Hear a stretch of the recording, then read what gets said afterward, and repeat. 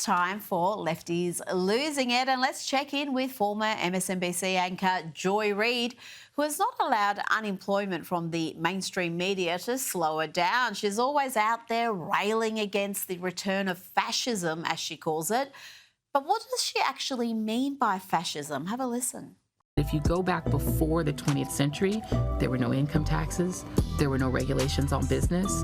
You could earn as much money as you want, leave 100% of it to your children with no taxes. Right. That's the world they want back. And to get it back, they need society to change. They need people to be less modern. What did she say? Earn as much as you want and leave it to your children with no taxes? That's the world they want? Trust Joy Reid to make fascism sound awesome. Now to another confused, sad case. Stephen Colbert, the bitter activist masquerading as a comic, has been losing it again over, you guessed it, Donald Trump. Trump always has an ulterior motive, and it's always being a jerk. Because take a look at the video the White House released. There's Obama, and there's Trump, and oh, hardy har har, it's Biden as an auto pen. And I know, that's so childish. Childish? It's hilarious. That's what that is, and accurate too. At the very least, you think a comic would appreciate the humour in that, the wit. But no, Colbert is so bitter and twisted that he has given up any attempt at genuine humour. This is the best he's managed to do in recent years. The vaccine.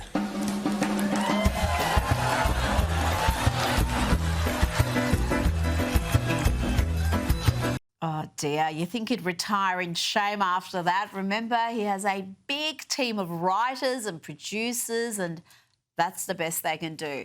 And the laughs did not come when Colbert was joined by another highly paid leftist activist masquerading as a comic, Jimmy Kimmel, who is still playing the victim and blaming Donald Trump for his temporary suspension after he deliberately lied about Charlie Kirk's assassin. Did you ever think the President of the United States would be celebrating your unemployment? I mean, that son of a bitch, you know, is really unbelievable. Mr. Son of a bitch. I mean, Mr. Son of a bitch. His royal.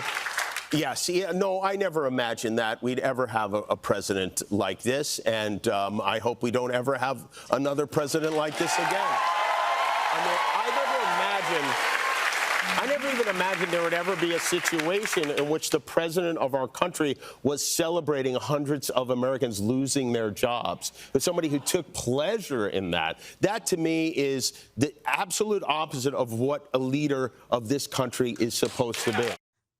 I told you the victim playing is pitiful. We're talking here about a man being paid millions every year to underperform, and he thinks he's entitled to job security. Let's listen to how much sympathy Joe Biden had for coal miners, ordinary workers who lost their jobs. Anybody who can go down 300 to 3,000 feet in the mine sure and hell can learn how to program as well. Give me a break. Anybody who can throw coal into a furnace can learn how to program, for God's sake. So much sympathy, so much care. And we didn't hear much sympathy from Joe Biden or Jimmy Kimmel when scores of workers were being sacked for not taking the COVID shot. You think we forgot this? Chicago, Los Angeles, right here in Baltimore are refusing to comply with city vaccine mandates. I'm wondering where you stand on that. Should police officers, emergency responders be mandated to get vaccines? And if not, should they be stay at home or let go? Yes and yes. Of course, the deplorable CNN audience clapped for that. We're talking about first responders there losing their jobs. But the Democrats, including Jimmy Kimmel, didn't want them just to lose their jobs. They want them deprived of vital medical care. Dr. Fauci said that if hospitals get any more overcrowded, they're going to have to make some very tough choices about who gets an ICU bed. That choice doesn't seem so tough to me. Vaccinated person having a heart attack? Yes, come right on in. We'll take care of you. Unvaccinated guy who gobbled horse goo? Rest in peace, Wheezy. Gosh, he's awful, and yet he believes he's deserving of sympathy. Sympathy he didn't show coal miners or first responders or Tucker Carlson when he lost his job.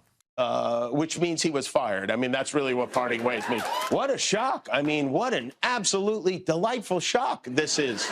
Tucker can spend more time at home tanning his testicles and touching himself to that sexy green M&M. Sadly, he's probably not done poisoning old people's brains. The question now is, where will he do it next? Will he go to OAN? Will he go to Newsmax? Will he crawl back up Satan's fiery beehole from whence he came? We don't know. One of the most despicable Mother Tuckers ever to appear on American television. Welcome back.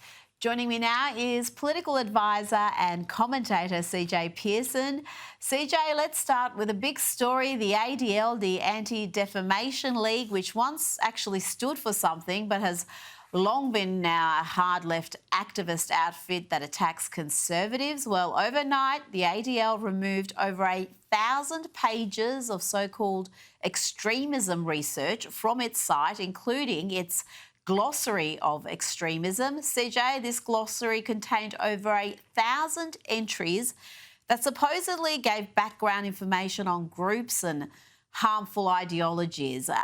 What does this development mean? Can we expect to see the ADL return to its core task?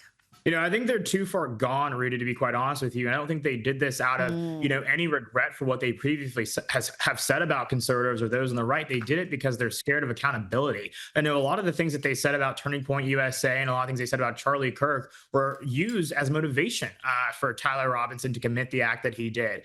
They called us fascists. They called us white supremacists. These are words of clear incitement of violence. And now you have Gavin Newsom's official press account doing the same. Like, it's absolutely clear that these folks are trying to put a target on the backs of conservatives all across this country, and it should be rightfully condemned. And they shouldn't be just removing these pages in the dead of the night. They need to apologize publicly and loudly. You know what? I hope they are sued into oblivion. I know Elon Musk is looking at the ADL very carefully, because you mentioned Turning Point USA and Charlie Kirk. Yes, these smear merchants went after Charlie Kirk and Turning Point USA instead of a group like Antifa. I mean, how do you explain that, CJ?